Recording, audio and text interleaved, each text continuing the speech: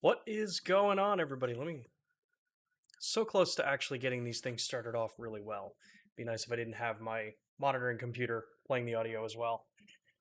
Welcome. We're actually starting pretty much relatively on time, so this is a really good improvement from last week's session. I greatly appreciate the patience that everyone had last week with the little bit of streaming networking issues that we were having getting the stream live into YouTube. It was really cool to see everybody come back on last Friday when we premiered on YouTube. So thank you very much. That was awesome to see this community still looking for the videos that we've been putting out.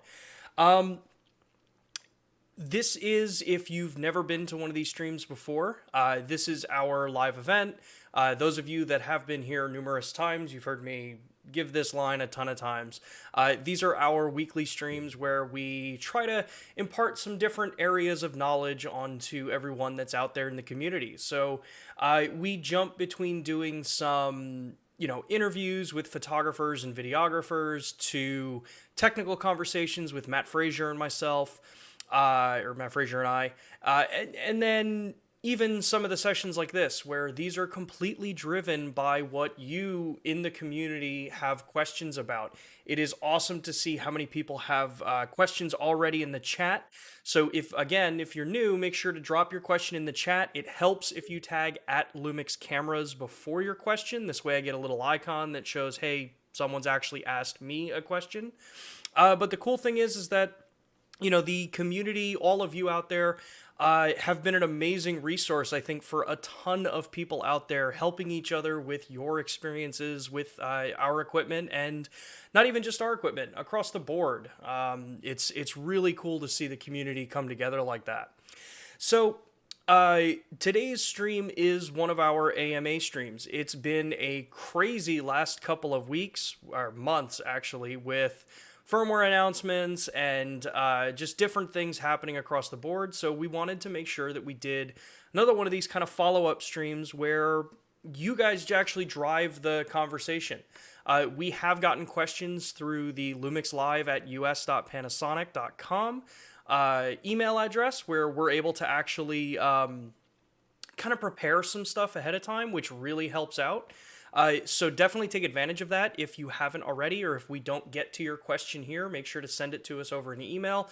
The end card of the stream has the email address you can send stuff to. But also, we're going to try to cut through as many of the things as we can here. I see, like I said at the beginning, we have a ton of questions in here I'm seeing, which is really cool. And then I have a couple of things prepared just to kind of show, because there's some of those things that have come up on on Facebook, Instagram, Twitter, all the different platforms that I monitor. And I want to address some of them, whether the people who asked them are in here or not, because I think they might be useful for the group of us. Before I go any further into the actual, kicking this off, I want to remind everybody that we have the Lumix Pro services available. We're talking about primarily the US market here, but if you go to lumix-pro.com, you can take a look and see if it's available in your country. In the United States, we have the red and the platinum tier for service and this program. The red tier is a free membership. If you own Lumix cameras, I highly recommend you go over there, get yourself registered for it. You can use the QR code on the screen here, and that will get you into the system. It will activate the 3-year warranty, the manufacturer warranty that we provide with everything, and give you a tracking system in case you do have to send in your camera for some sort of repair. If you're a little bit more heavy use on your cameras, we do have the Platinum series, which gives you a bunch of extra benefits. You get a cool welcome kit with a Peak Design strap. You have that 3-year warranty, which automatically gets added onto the program there. But you also get things like sensor cleanings throughout the year. You get 20% off of out-of-warranty repairs. So think if you drop a lens or someone drops one of your lenses, this makes that a little bit less of a situation for you.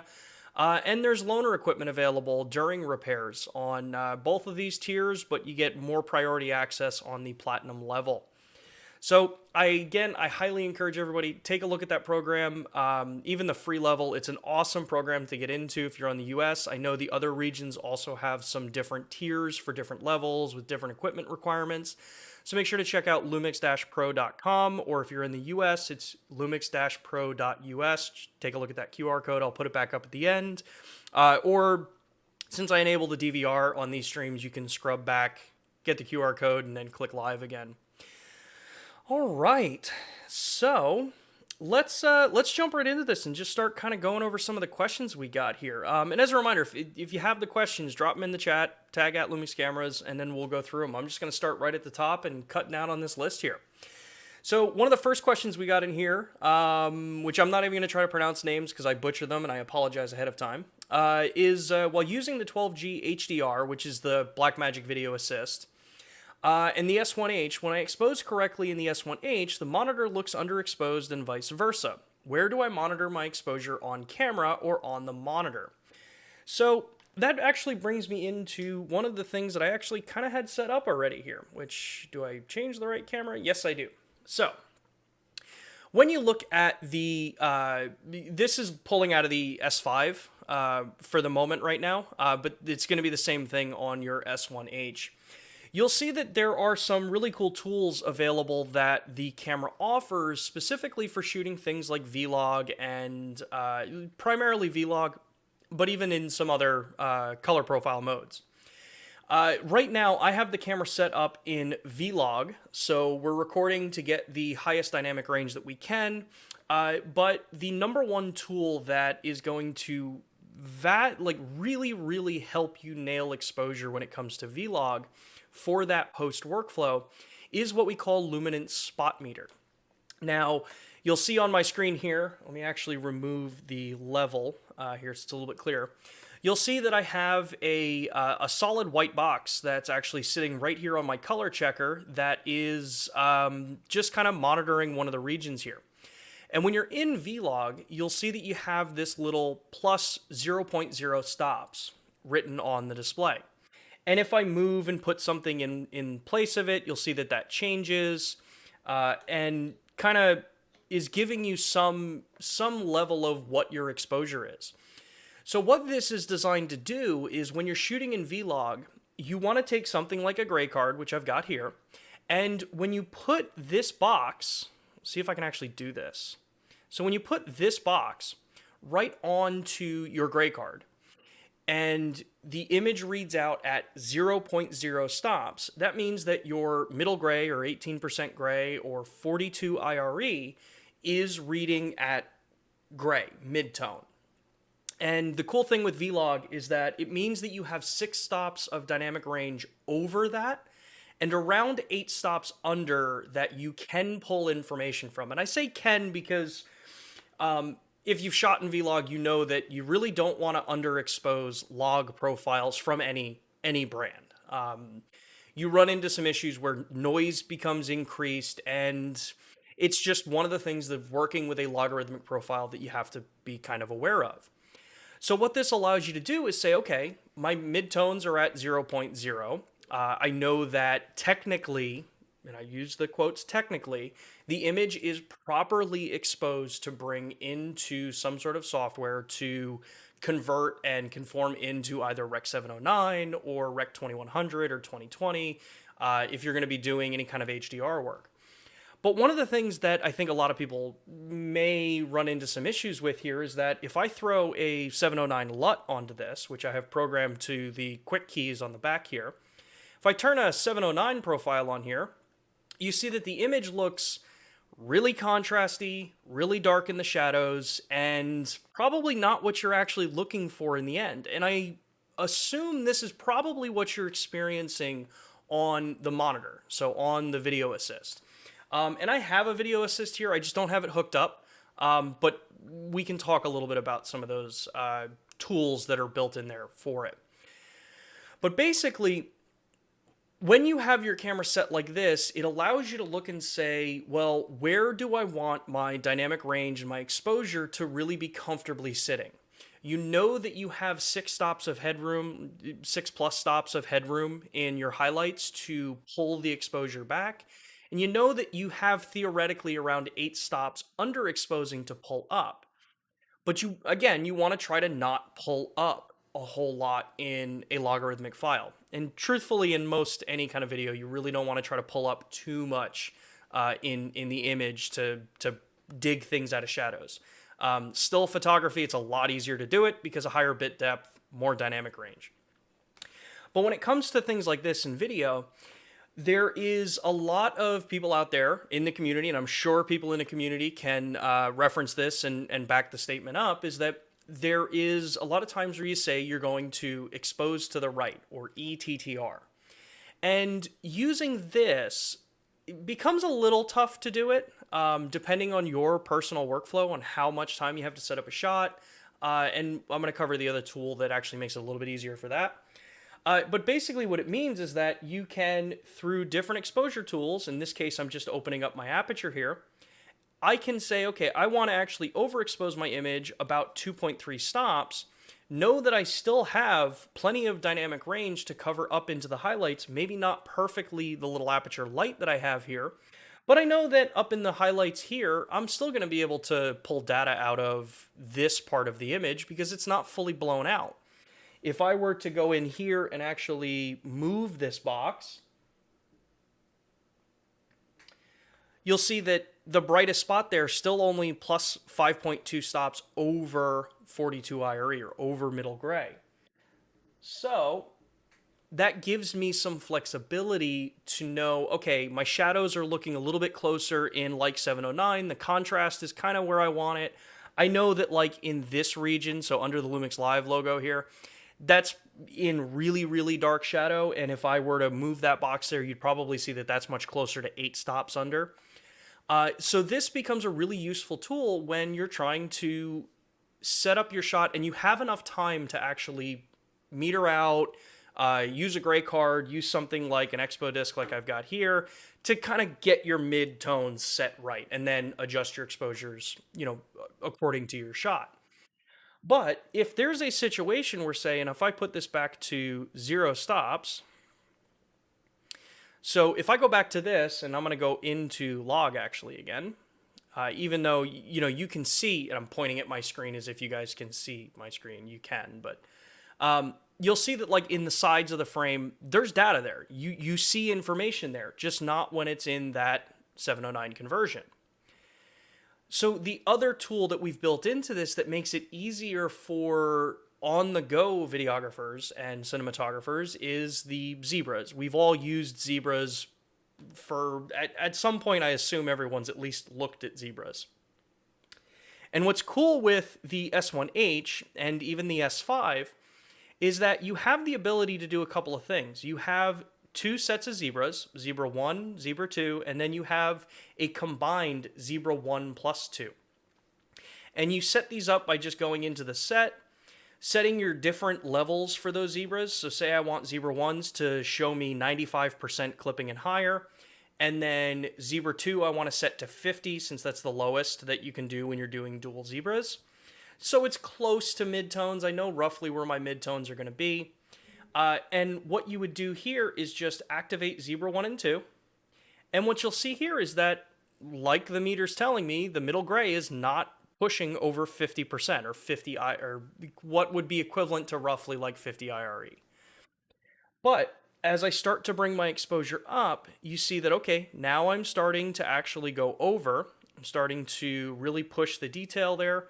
But you'll see if I go back to that 2.3 stops over, or 2.5 stops over, you'll see that I have not clipped out at over 95% on my zebras in that part of the actual color checker here that has writing on this part here.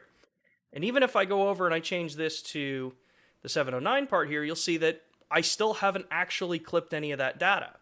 That means that when I bring it into post, I can pull my highlights back and I have more than enough information. And I know that my midtones are still able to be brought back down into 42 IRE or the skin tone area so that it looks relatively good and solid.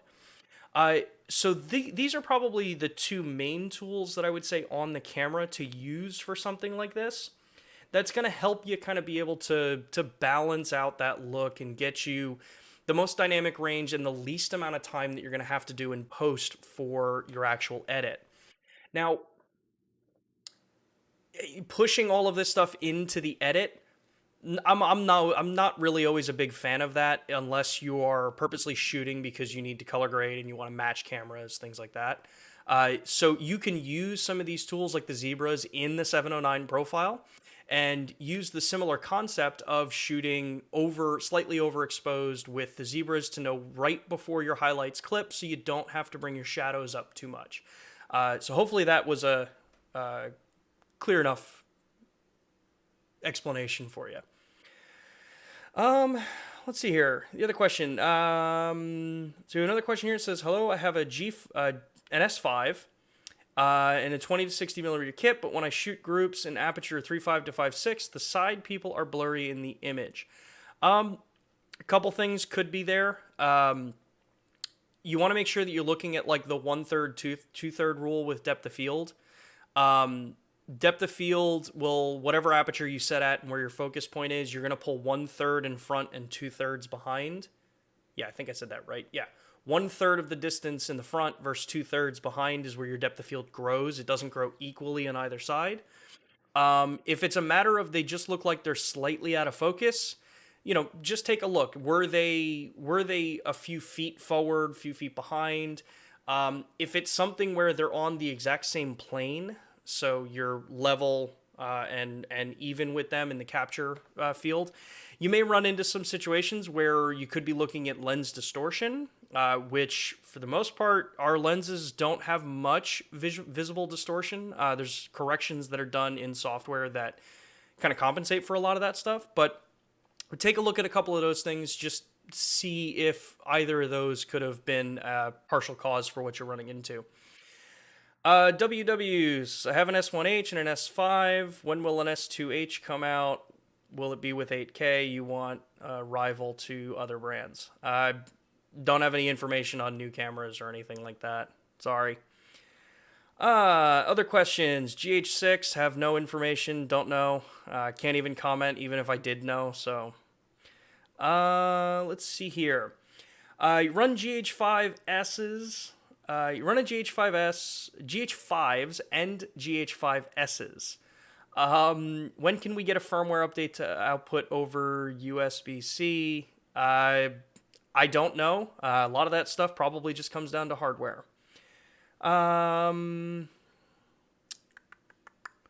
I have a GH5S, S1, S1H. I know the S1 and S1H just got firmware updates, but Atomos just released the new Ninja V Plus or Ninja 5 Plus with 4K 120 and 8K 30. Any luck Lumix will support it at 120? That kind of stuff is all down to hardware. If the equipment is there to do it, unfortunately, I don't know. One of the things you have to remember is when cameras come out versus when accessories come out. Usually there's time delays between all of those things. Just because an external tool can support something doesn't necessarily mean that everything that's come out prior to that has the hardware to do it. But stuff like that is definitely things that I see that our team sees, and we report up to our team in Japan to look at, seeing if there are possibilities. Elementary, any tips for sensor cleanings? Sensor cleanings are, there's a couple things you can take a look at with sensor cleanings. You can either have it sent somewhere to be professionally cleaned. That is kind of one of the things that, like when we talk about the LUMIX Pro service, that's one of the nice things about the LUMIX Pro service is that you can send your stuff in for sensor cleaning. But if you're someone who's comfortable cleaning sensors and things on your own, I am a big proponent of try the little like kind of bulb air blowers. Never used compressed air. There's too high of a risk of spraying the actual propellant onto the sensor and damaging the cover glass. Truth is, you're not actually cleaning the sensor, you're cleaning the cover glass.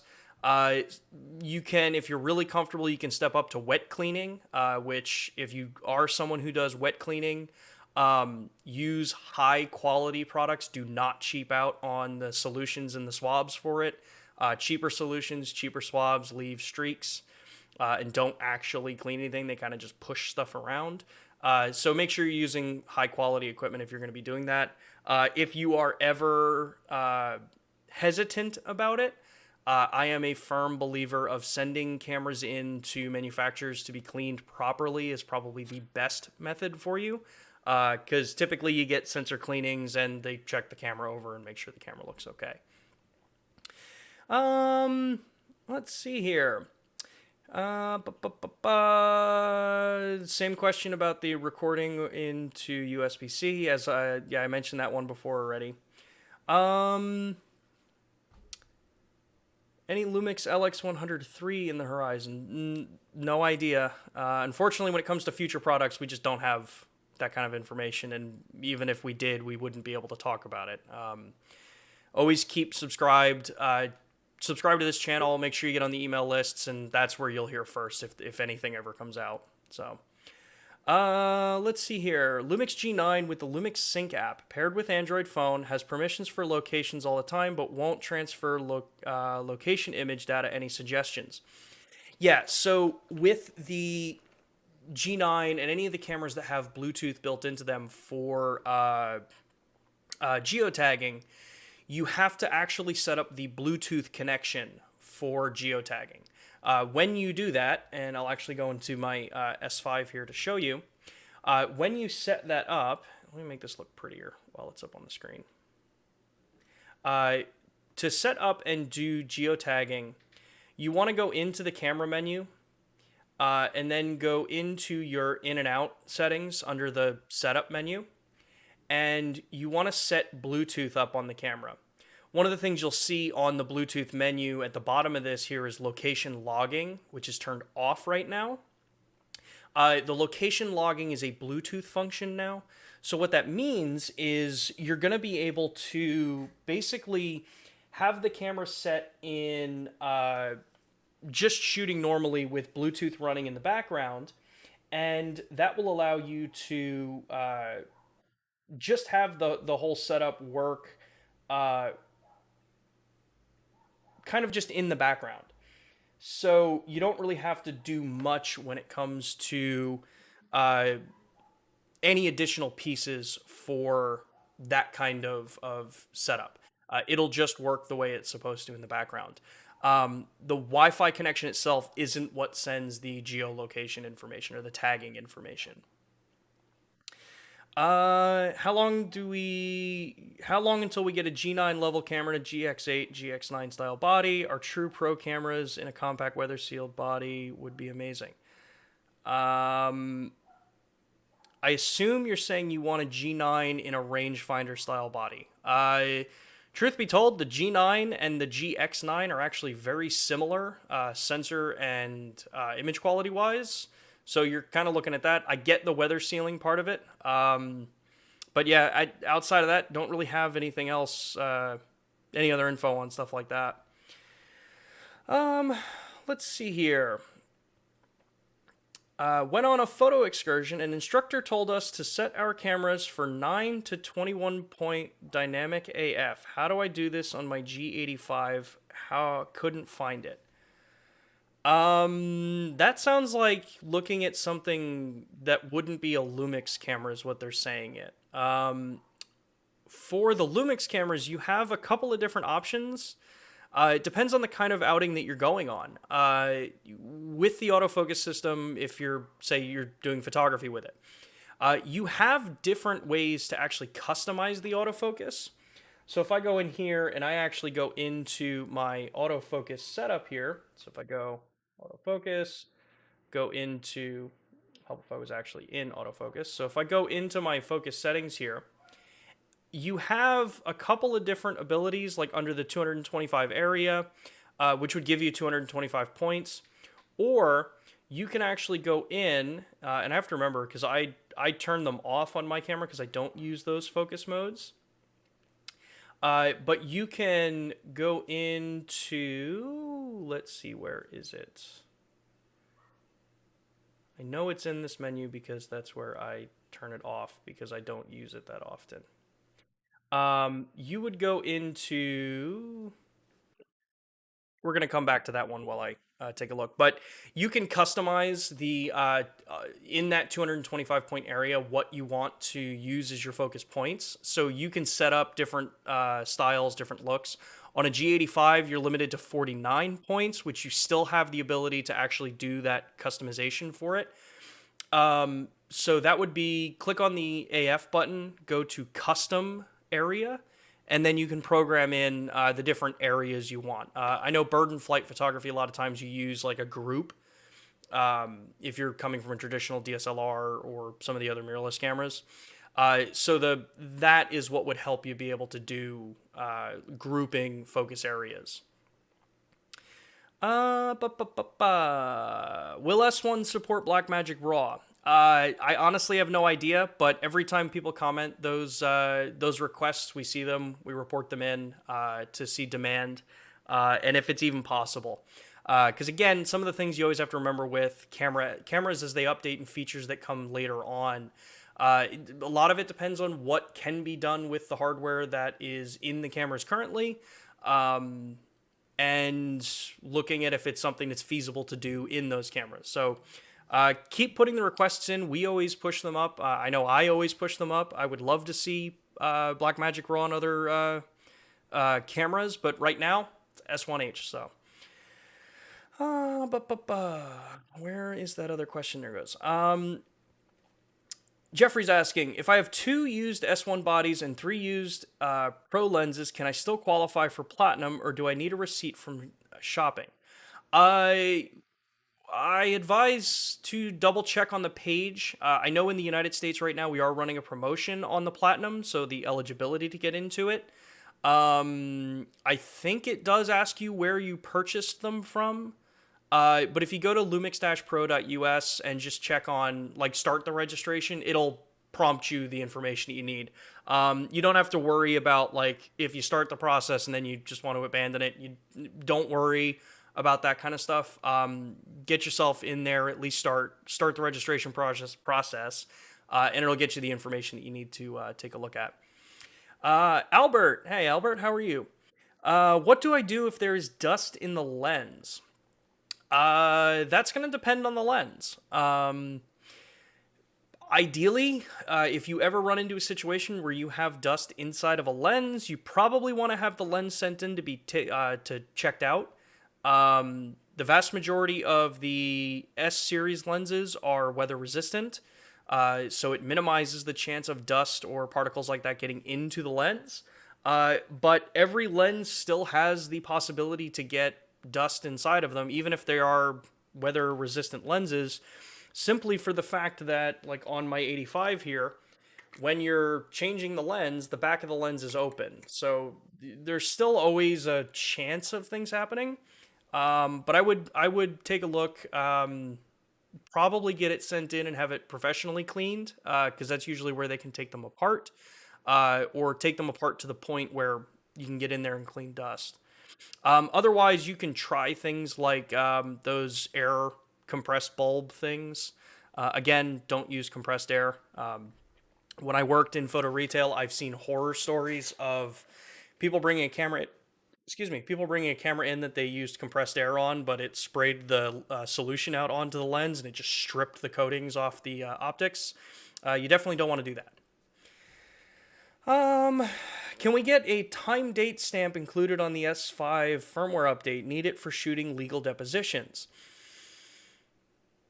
I know I've asked that one before, because I do know that very specifically, that style of video and capture requires that kind of security and that kind of ability to prove that nothing's been tampered with. I don't know if the S5 would get it. I know that, if I remember right, the GH5 has it. I think the GH5S has it. The S1H I know has it. I will bring it back up and see if it's something that can be added in. Carlos, can it be possible to zoom in and check focus while recording with the firmware update with the GH and S line? I think we've mentioned this before. I don't think it's possible because of the way the images are being recorded. If you punched in on the actual punch-in while recording, it would actually record the punch-in because of the way the system works. So I do not believe that is a firmware updatable thing. Let's see here, Ron. Can we get a... That was the question that we just read before.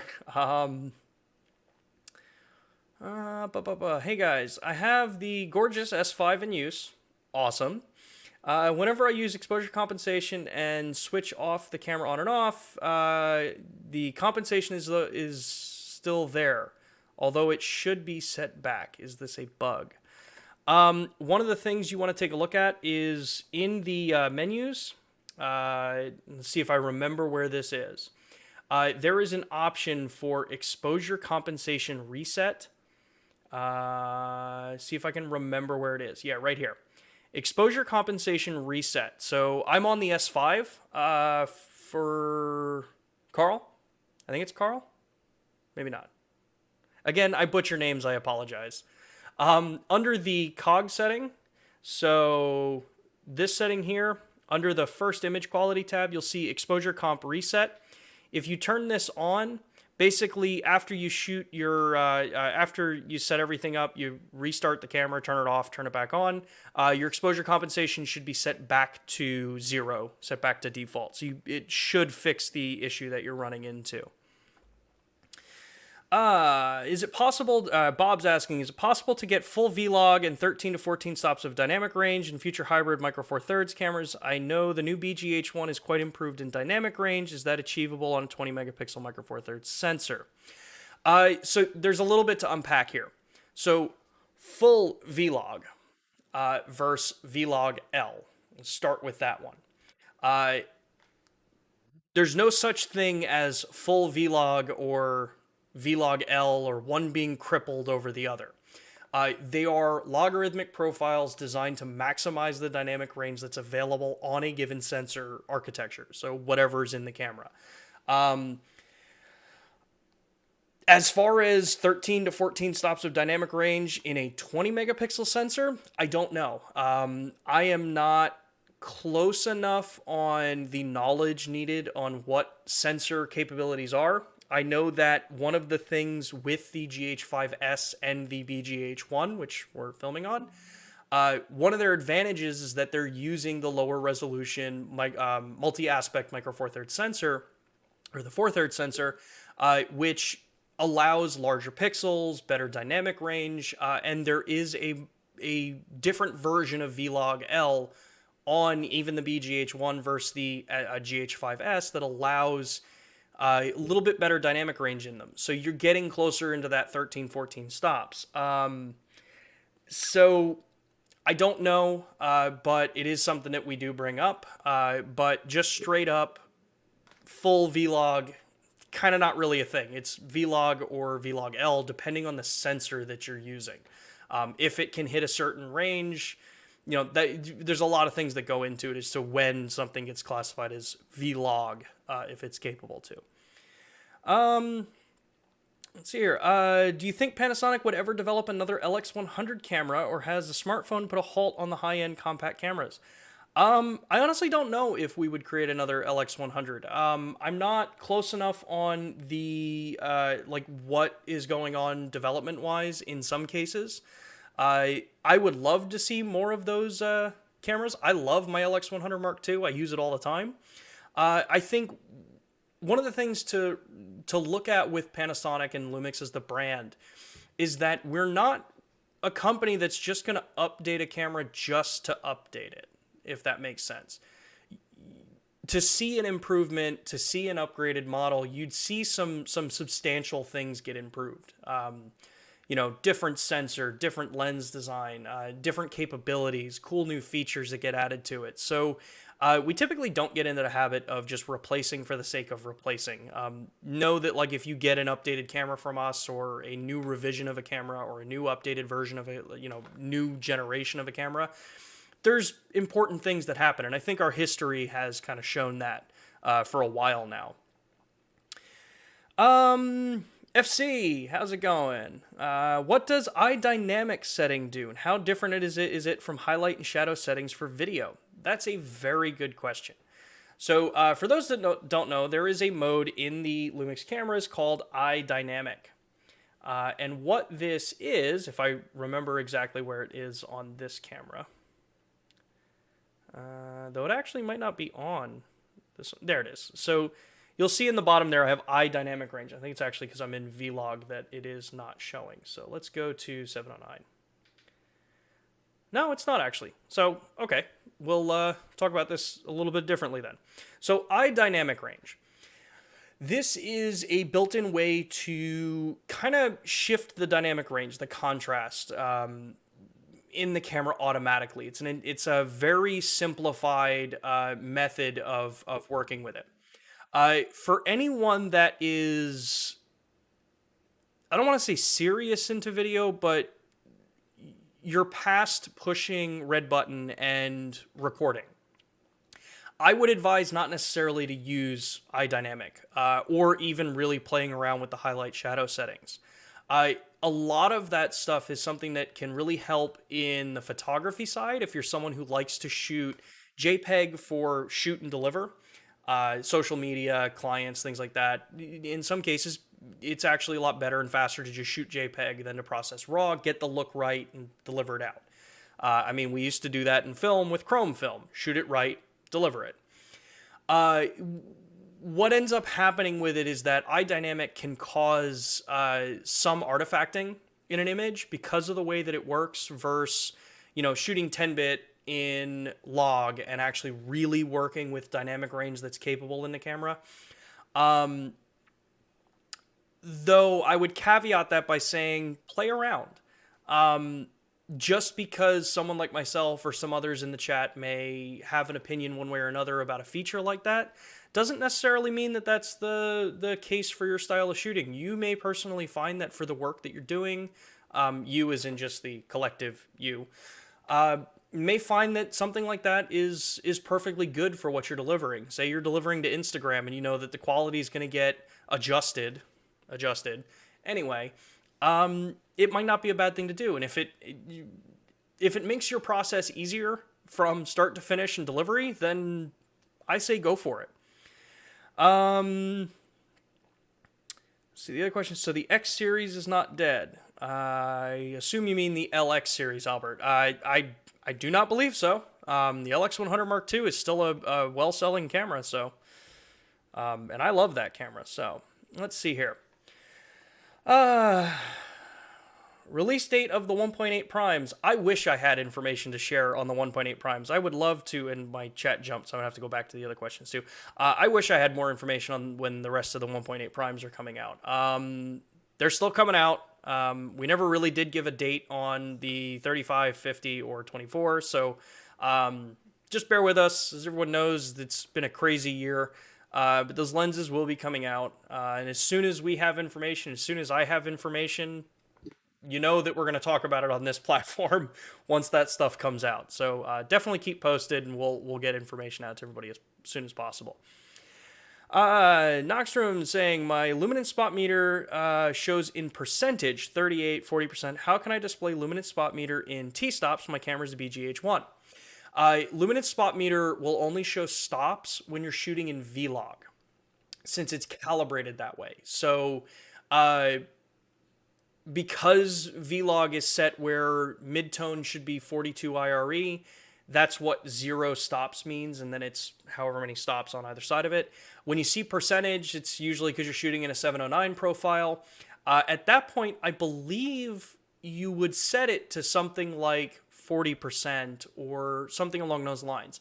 That is one thing that I will have to actually check with Matt Frazier on, because usually when I use spot metering, luminance spot meter, it's in vlog, so that's usually just how I'm used to working with it. But yeah, that's strictly just because you're working in a 709 profile and not vlog, or yeah, not in a log profile.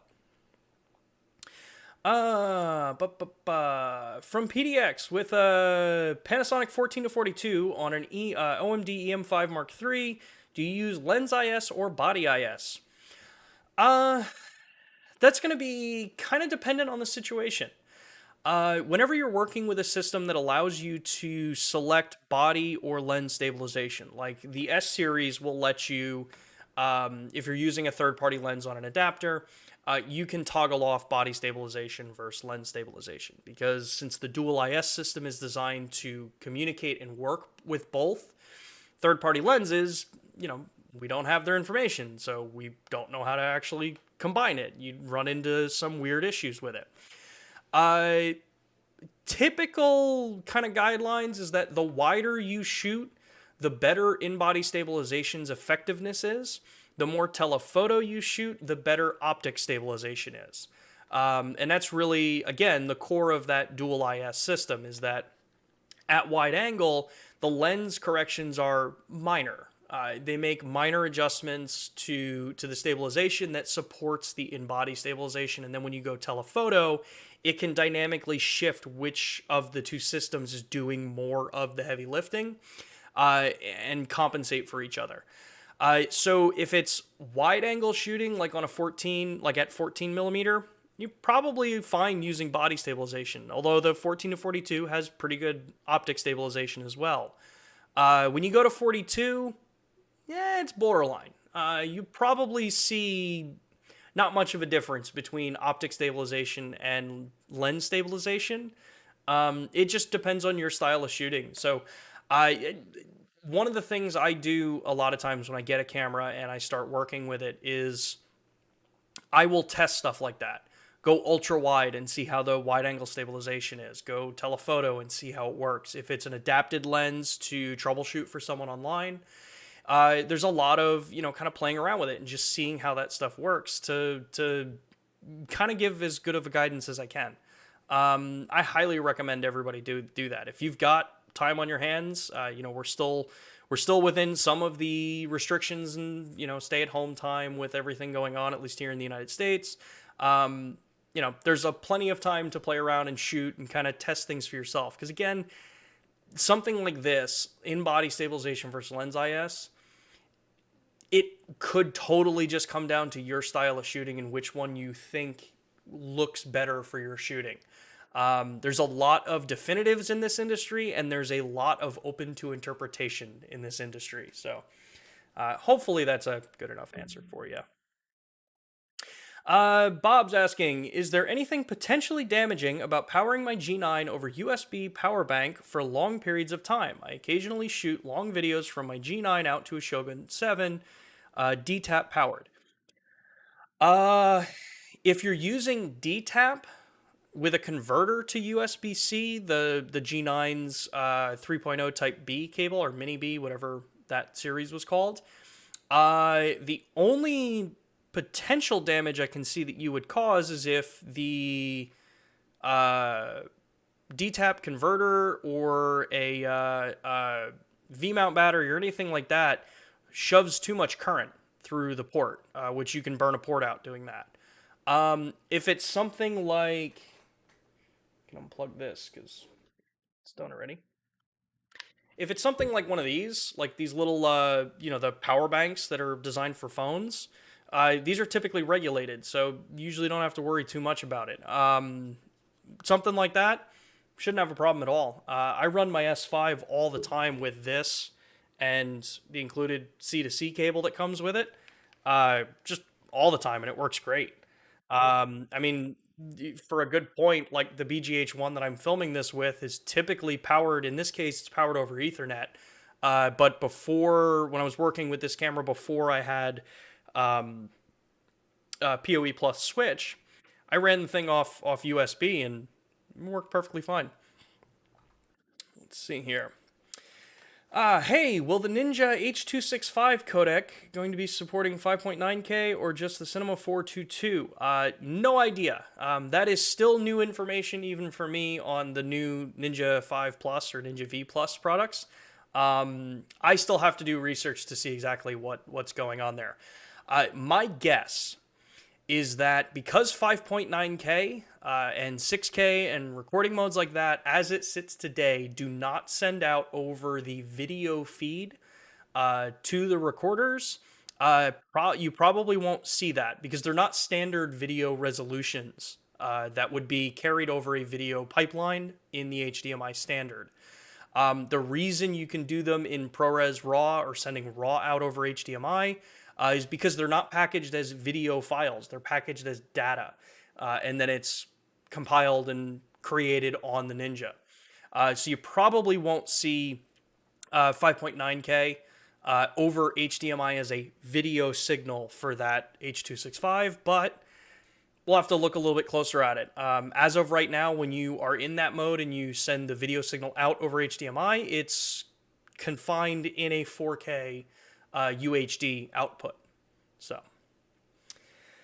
let's see here. S5 user, have you used the couplers? We've tried third-party AC10 adapters that don't fit the coupler. Will the official Panasonic adapter work? Yeah, the official one will work. DMW AC10 with the DCC17. A lot of times you'll see that third-party adapters use generic barrel connectors, or they're not using the correct barrel connector that is designed for, like, that we use. So that, I mean, that's probably what the issue is. When it comes to power solutions, things like AC adapters and the battery deletes, so that's what the DCC17 is, I am a huge proponent of buy original. I don't care if you're looking at our brand or any other brand.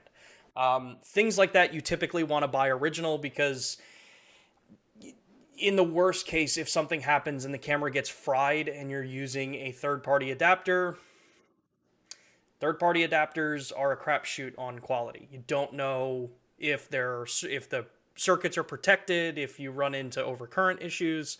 You can really destroy a camera with some third-party adapters. It's gotten better, but yeah. Let's see here. Albert's asking, what happened to photo challenges on social media? I assume you're talking about the ones on Instagram. A lot of that stuff will be returning actually very soon.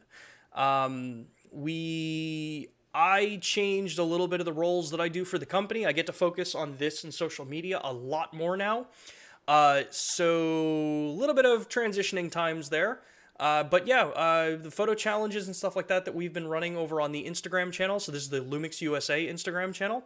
You should start seeing that stuff come back soon. Awesome to see someone taking a part in it. And that's a good point. If you guys have work that you're super proud of and you want to share and get us to see it, Instagram is one of the areas that we take a look at. Tag us in posts, tag us in Facebook, Instagram, Twitter, all of those different platforms, and we always see it. Who knows? You might get reach out from us to say, hey, we want to feature your work. Do you want to take a look? Or it could even go into something like we've done a couple months ago, month and a half ago, with more community spotlights. So if there's stuff that you guys are proud of that you really think is really cool, let us know about it in social media channels. The more we see that kind of stuff, the more likely we are to possibly invite people on to this exact platform and have a conversation with you. Let's see here. Referring to my above question that you already mentioned, thanks. The compensation reset in the menu is on, and the reset still doesn't work. That's why I think it's a bug. I will have to. I'll take a look at that and see what's going on with exposure compensation. That's about all I got on it right now, but I will take a look at it. Yeah, I'll dig into that and then try to find a way to let you know. We would obviously, easiest way is on here. Another easy way is the lumixlive at us.panasonic.com. If you pose us a question there, I can take a look at them as well. So that might be a good question to shoot over an email to lumixlive at us.panasonic.com. Jerker's got a question. I got a question. Is it possible for the current camera model Lumix has, phase detection isn't implemented?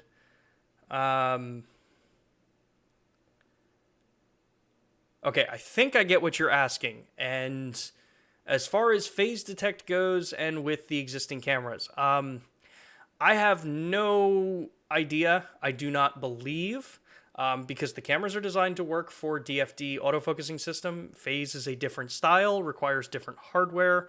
So I don't think, if I'm understanding your question, I don't think it's something that could be implemented in any of that. And we've commented before, DFD, the learning system, that is the system that we're on right now. So Let's see here. When using the exposure compensation dial, what is the camera changing to achieve plus or minus in 1/3, 2/3 stop exposures? It's changing a couple of things. It depends on the mode that you're in. If you are in aperture priority, say, and you do exposure compensation set for a stop, it will typically either change the shutter speed or the ISO depending on which you have as a variable in the exposure triangle. If you're in full manual, that's why typically you don't have exposure compensation. Or no, wait, that's bracketing. Even in manual, it's typically why you don't see an exposure compensation in manual, because to compensate your exposure, you would manually change one of the settings. I believe in some of the newer cameras, I'd have to actually check, but I believe if you're in full manual and you have one of your variables, no, doesn't look like you can do it. Manual doesn't let you do it. Aperture means that shutter or ISO would be the variable. Shutter means that aperture or ISO would be the variable if you have auto ISO enabled. If you do not have auto ISO enabled and you have, set it at 400 ISO, it'll change the only variable that is not fixed to change exposure compensation. Will the G9 and GH5S have the new firmware update to match the stability of the AF as the S5 and BGH1 have? I wish I knew information or had anything to share about future firmware updates. We don't. Stay tuned, because that's the kind of stuff that we would talk about if there are ever updates, firmware, new products, things like that. We will always talk about them here. So I encourage you to get subscribed, all that kind of stuff. And that goes for everybody else too. Get subscribed. It helps us out, and you know that you're going to get information on this platform when it's available. I have two 12-35 V1 and V2 Panasonic lenses. Both of them don't focus when zoomed in, only work at 12. Can this be fixed? If you've got issues like that on lenses, you would definitely need to either get them sent into a service center or go through that process with the LUMIX service in your region, because that's not something that I'd be able to really be able to guide you on without actually seeing the lens or working with the lens to see if it's something mechanically broken or something along those lines. So I encourage you to get in touch with service for something like that. Bob, interesting here about quote-unquote full vlog not really being a thing. I just shot a feature film on the EVO 1 and would love Micro Four Thirds camera that can match it in dynamic range. Yeah, and to be clear, vlog is, like all log profiles, there are different types of log profiles based on sensor design and architecture and capabilities. So vlog L versus vlog, which would be found in things like the S5, the S1, S1H, they have more dynamic range. The sensors have more that they can do, so they get into the vlog territory. Vlog, if you notice with a lot of the Lumix cameras, it's like 14 stops, and if you hit that bar, then you can technically be classified as vlog. Cameras that don't are the vlog L variant, because it's slightly tuned for the dynamic range and the characteristics of that sensor, so that if you are working between, say, Vericam, S1H, and then you throw in a GH5 into it, you know that the workflow process for color is going to be similar between them. You just know that there's going to be differences in dynamic range. So yeah, I mean, we'd all love to have a Micro Four Thirds camera that has much more dynamic range. But, some of that stuff just comes down to hardware and what the technical capabilities are of the equipment that's used in the products right now. Is there a date for the 24 1.8? Sorry, don't have dates. Why are camcorders not part of Lumix? They are. They're just branded under the Panasonic brand. Lumix is the mirrorless kind of like sub of the products that we sell. We just typically don't talk about a lot of the camcorders on here, mainly because Well, there's not really a good reason why we don't really talk about them much here. If people want to hear more about camcorders, I am happy to talk about them. I have an X2000, or no, which one do I have in the closet? I think it's an X1500 in the closet that we did a stream on a little while ago, and talk about those. So if you guys want to hear more about camcorders, stuff like that, let us know in the chat. Let us know at the email address, because that's the cool thing about this whole platform. We'll tailor the content to what you all want to hear. So, more questions about the lenses. Don't have any more questions. Don't have any info about the lenses. FC, when taking a look at photos, I can look at EXIF data in JPEG file to see what lens I used for the shot. Can I see this video info in MP4 or MOV? Currently, no. I don't believe there is a standard for EXIF data like that in video content. I know that some cameras do, some cameras have the ability to send EXIF data like that, some don't. But it's not like a photo. Photos have standards that are set in place by the organizations, like what information is included in a JPEG, what information is included in RAW for processing. So I don't think you have the ability to do that. But I've basically, I mean, as far as lens and stuff like that, it'd be cool to see. I just don't think as of right now, I just don't think it exists. Another question asking about a GH6. Don't have any information. Don't know if, when, what, or anything like that. Stay subscribed or get subscribed if you're not. We would have information when and if there is information to share. We would talk about it here. Get onto the email addresses too. If you're subscribed over on like any of our social channels, go to the LUMIX main webpage, which I can drop a link in the chat for it. And get on the email list, because that's also where you'd hear any kind of information. Which is a good point about LUMIX Pro Services. If you get on LUMIX Pro Services, you get all that kind of information. Photo Plus Official's with us here. It's here. If a person turns away and I lose the face and eye detection, sometimes it won't go back to the face or eye detection. Is there a button I can push to get the face and eye detection back quickly?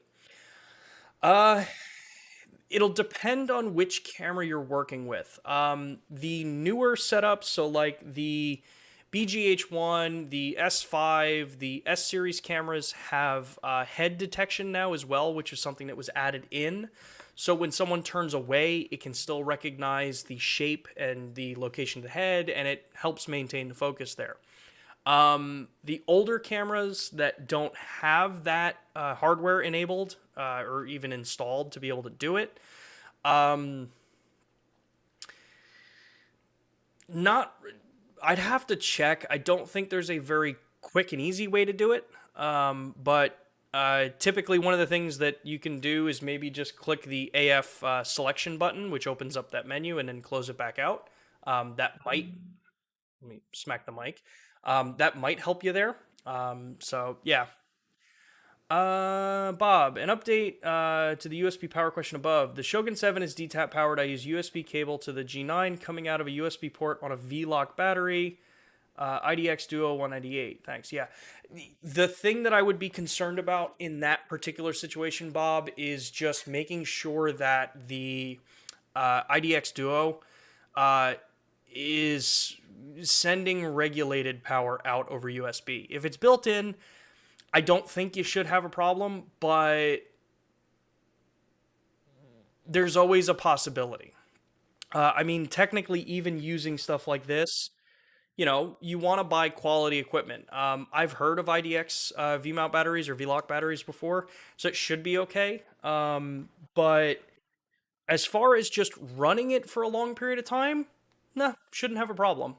If the cameras are smart enough that, like, if something is really, you know, really screwing up, or if it's not sending enough power, or if it starts to try to spike, you probably shouldn't have too much of an issue. But that's not something that myself or anyone at Panasonic or Panasonic Lumix or any of our groups could ever guarantee or confirm, because it's an outside variable for the camera. As long as it's within spec, it should theoretically work fine.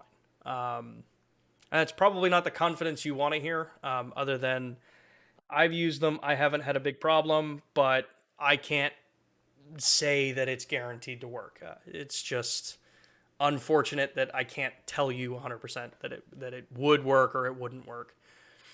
Ted's asking, using G9 with flash disables burst mode. Professional flash can typically fire 4 times a second.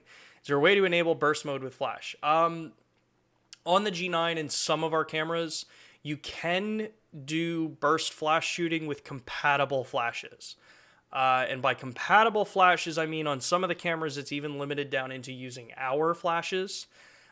Some of the S series cameras, I believe you have the capability to do it with, I think, Profoto, maybe. It's been a while since I shot burst flash shooting. I can take a look and see what the possibilities are there.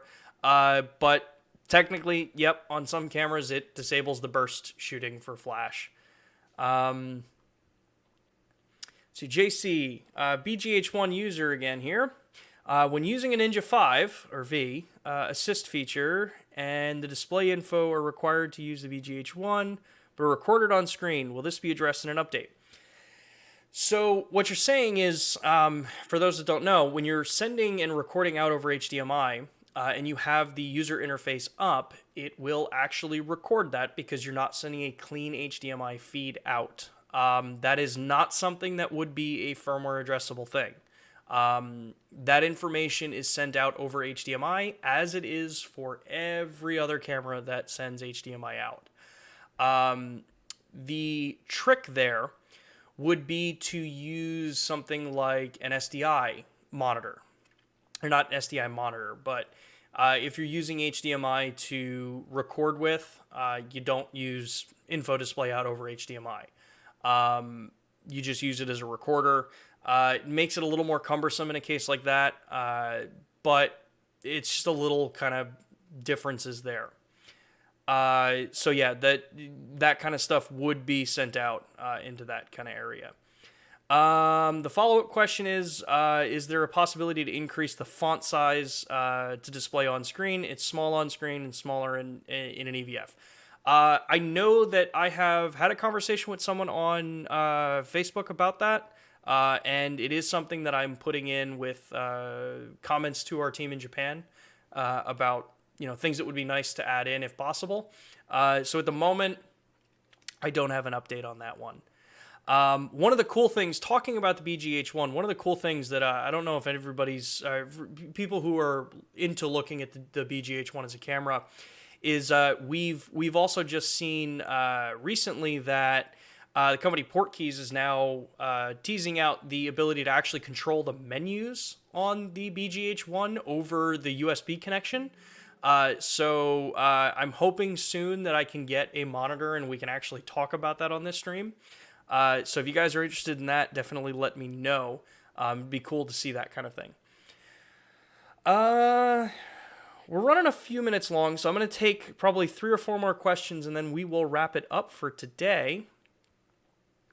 Where was I? Will it be possible all intro recording in the S5 with the new firmware update comes? One, we haven't said anything about a new firmware update. I don't even know if there's any other firmware update coming. And 2, if you need all intro, you got to go to the other cameras. Sorry. You got to go up to the S1H, I think, for that, right? S1, or does the S1 do? So many cameras I haven't checked, but yeah, the S5 doesn't do all intra. So, BGH1 has extended dynamic range. It has a little bit more dynamic range than the GH5S, correct? Just read you're using it in. Okay, so that's for JC. Why can't the S1 get to less than 12 decibels for audio? I think that might actually be hardware. The S1H I think has a different audio input setting, so I'm not sure if that's hardware related. But I know that the S1H has the ability to go lower in decibels. Is there an iDynamic setting that optimizes the output of the sensor? Apparently, Fuji X-Trans sensors are best at 200% dynamic range. Thanks. So that's all just not speaking negative of another brand, because the terminologies change between sensors, cameras, and the architectures that are being used. If you want the most dynamic range out of our sensors, you use log. You use vlog or vlog-L. Cameras that have the luminance spot meter that we talked about earlier are tools to help you get the most dynamic range out of it. Other companies go about that a different way and different profiles that allow you to work with the image there. So it's kind of the same thing, but it's kind of not. iDynamic and what I think Fuji's doing with the dynamic range tool that's in there, they're different things. So it's not really kind of the normal thing here. Ted saying it's so annoying not being able to shoot birds with flash and burst. I feel you. I again, like I said, I don't shoot a lot with burst in flash. I used to when I would do portraits and things like that. But like I said, I know our 580L with certain cameras does allow the ability to do burst shooting in flash. So, and I think it has something to do with the protocols used and the type of flash that's being used. So I wish I had a better answer for you there. So here, recently got a G95 as a gift. I'm using the 12 to 60 kit lens and some various vintage FD mount lenses. Nice. Is shooting vlog worth it on the G95? Is there any tip you would recommend for a beginner? Vlog can be worth it to shoot on a G95. It is one of the reasons why that camera has it included, the Vlog-L. The biggest tip I can give you, and I'm sure a lot of people in the community can echo this as well, is Vlog on any of the cameras that have 10-bit is going to be the best. Vlog in 8-bit means you have to be much more careful with your exposures, and you don't really have as much of ability to... you don't have as much of ability to stretch the dynamic range in 8-bit versus 10-bit. So you want to be much closer to your final edit in Vlog. You don't want to have to do a ton of post work to shift colors and balance and stuff like that. So it definitely can be useful. It just takes a little bit more work to do it in an 8-bit output.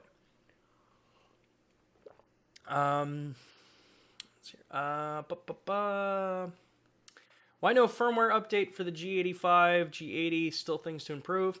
Updates are done in cycles. It kind of just really depends on what, priority, stuff like that. I wish I had a better answer for you, but I don't.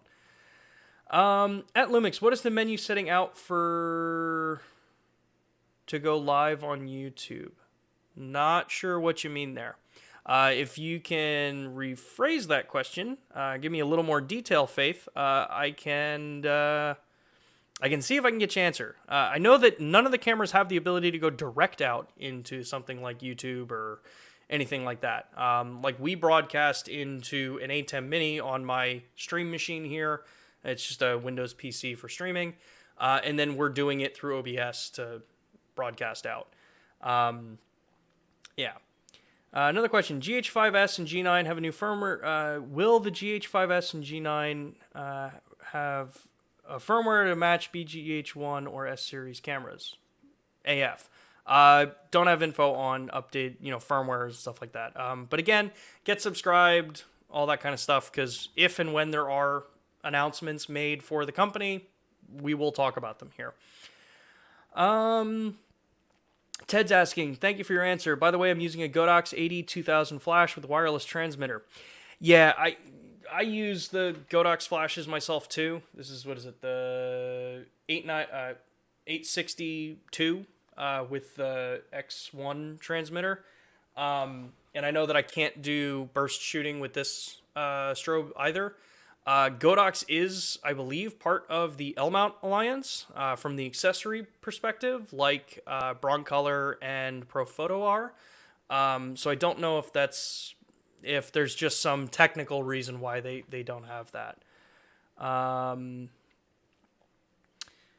couple people jumping in here saying that they've got they're using the 8200s too, and some of the Godox stuff. Yeah, it's good stuff. Like I said, I got one of these because they're relatively inexpensive.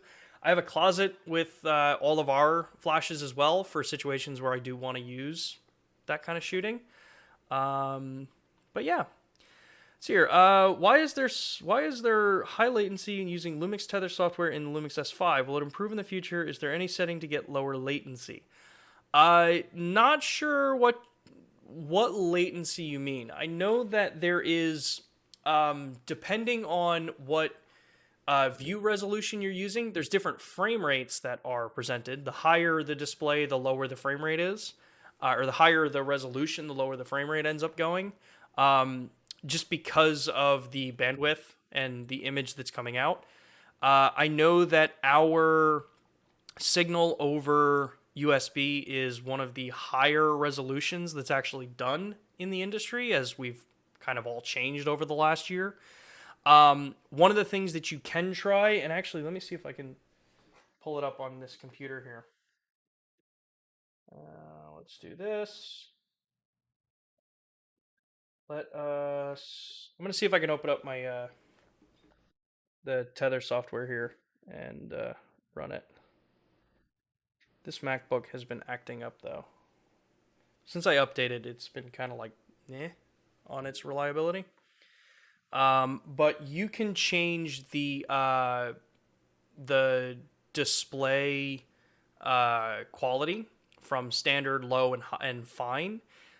You can try, like, if you're just using it for monitoring, you can try sending it to like standard or to low. If you just need it as a reference image, and frame rate goes up and latency will drop.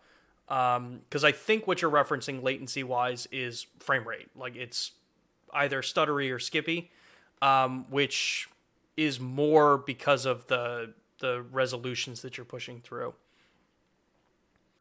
I'm wondering if PC sync port sends strobe signal when shooting burst. That's a good question. I've actually never checked the PC sync port when that kind of stuff. IMCE saying, has the question about small text on BGH1 been answered yet? It kind of was. I have brought that up to, and I'm going to continue to bring that up to our engineers to see if it's something that can be done. I do not know if that's something that's a limitation of the HDMI output and scaling and things like that. I don't know what would be involved with it, but we are bringing that information up to our team because you guys ask it. It's what we do. BGH1 ever record to external SSD? I saw an early YouTube video that said you could, but you could not anymore. It's never, as far as external SSD, that was never something that we, as Panasonic and the development, I mean, it was part of the launch of the product. That's never something that we said. It's possible that someone who's reviewing it said something that they thought they would like to see, but that's, unfortunately, it doesn't do it. So, yeah. Let's see. I think we actually got through all the questions. Just make one quick little check here. Make sure what we got. Questions. Yeah. Let's see here. Sorry for the cough, everybody. Normally I try to mute that.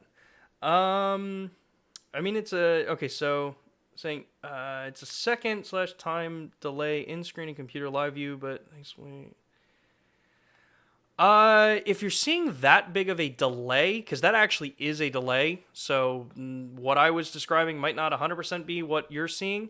One, check if there's an update for the Lumix Tether software. I know that we did recently update, at least for Mac OS, that can support Big Sur, because I think that's what, 11, iOS or Mac OS 11 is Big Sur. So I know that there have been some updates for the software. You can always try, if you completely uninstall the software and reinstall it, if you're running an older version, that could do it. Yeah, I would try some of that stuff first. The other thing that I know can cause, that I actually just finished helping someone with, who had reached out to us in service, is the quality of your cable. USB-C cables, I think because they're so ubiquitous in mobile phones and tablets and everything, there are a ton of, I don't want to say cheap, but there are a ton of different styles of USB-C cables, some of which might actually only be USB 2.0, just housed in USB-C, because USB-C does not mean that it has to be 3.0 or 3.1. So I would try other cables if you can. Some cables I know are actually designed for data transfer. Others I know, like the ones that come with a lot of mobile phones, are actually only USB 2.0, but they're designed for charging. So they can get some different levels of cables there. But I would try those two things, see if that helps with the setup there.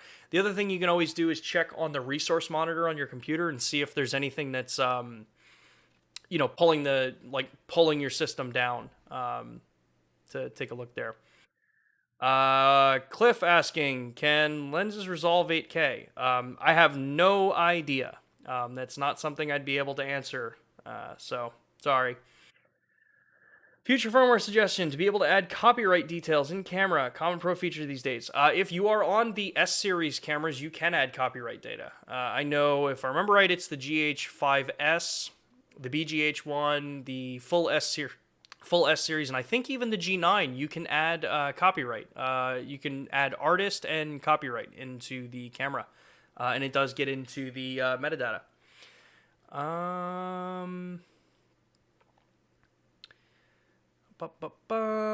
Any chance of a VFR can be recorded at higher bitrate? I don't know, but we'll pass it along. Need to record USB. No need to record USB if you can record internal 10-bit 422 all intra at 400 megabits. External ProRes 10 bits around 420 megabits. Okay.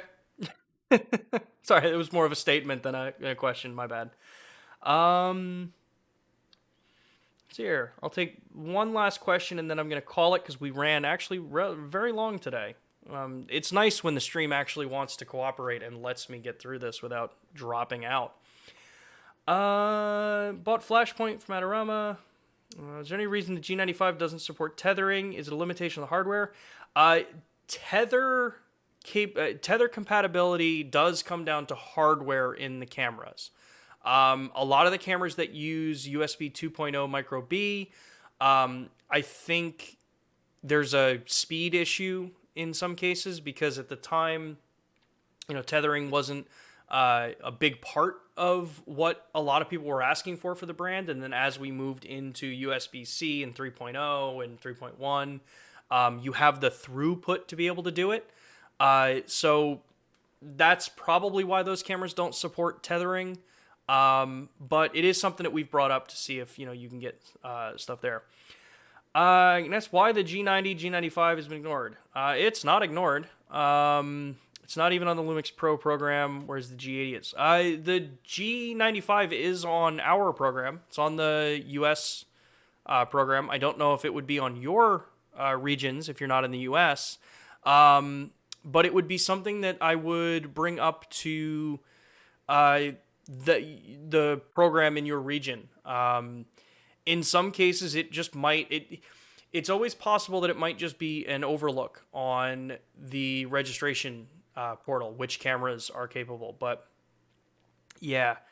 Okay, yeah, you're in the UK. So yeah, I would check with the UK team. The G95, G90 is definitely not a kind of ignored camera. It's an awesome camera. It's one that's actually been doing really well with us. Yeah, for stuff like that, as far as like pro services go to lumixpro.com, click into your region, which obviously I can see is, you already know where you're going on it. And there should be a support line that you can reach out to, and request and see. In some cases, it may have just been that someone hasn't tried to register with that camera. And I know that's a bit of a chicken and an egg thing, but definitely reach out to the team over in the UK, and they should be able to help you out with that. With that, everybody, I am going to call it, because we've run about 20 minutes long. Thank you all so much for the questions. This was awesome. I love when we have a conversation like this, when it is just a wall of people interacting and all the help and conversations that y'all have been having with each other, that is awesome to see. Um, Thanks for got Luminance and T stops and vlog out. Awesome, cool. I love having ending on a good note where someone was able to get something set up like that. As a reminder, it helps us out tremendously if y'all like and subscribe and follow us here on YouTube. The more people that we get subscribed in here, the more things it's going to allow me to do with this channel. The more we grow this, the more people we get coming in to take a look and take part in this conversation, the better it is. And I appreciate everyone taking the time to join me on this. One of the last things I want to mention, we have some really cool stuff happening over on our the Panasonic page. For people who like reading up and seeing cool things and what are called case studies, if you guys are following any of that stuff and just want to see how other people are using some of our equipment and some of the cool technologies that we use, we have a site now on Panasonic. It's na.panasonic.com/us/lumix. I will drop this into the chat. This site now has a couple of case studies that have been written up about use of the BGH1 and some of the S-Series lens technologies on there. Definitely go take a look. Some of the articles I think are really, really cool. Matt Fraser's been involved in a lot of this stuff, getting these articles written, and worked with a number of the content creators and filmmakers that helped us with this content and wrote these for us. So go take a look at those. It's awesome reading for those times when you just need to kind of, just fill yourself with more information about Lumix. On that note, as a reminder, take a look at the Lumix Pro services. I know we actually had a conversation of a couple people asking about Pro services and stuff. Use the QR code if you're here in the United States. It's lumix-pro.us. If you are in other regions outside of the US, it's lumix-pro.com. Go take a look at the region, take a look at the different service levels that are available in your country. If you're in the US, get yourself registered on that Red membership. It's free. You get your stuff all set up there. That's what'll help you make sure that you are kept in the know of what's going on, and when new firmware comes out, when new cameras come out. If you are having issues, I see Weekend Visuals asking there, having problems with registration. If you have problems, reach out to the teams there in your region, at least in the US. I know the team that's running it, and they respond pretty quickly if anyone's having some issues there. And outside of that, make sure to join us next week. We are doing another kind of technical stream. We're going to take a BTS look at my streaming setup and provide some tips about, how to up your streaming game.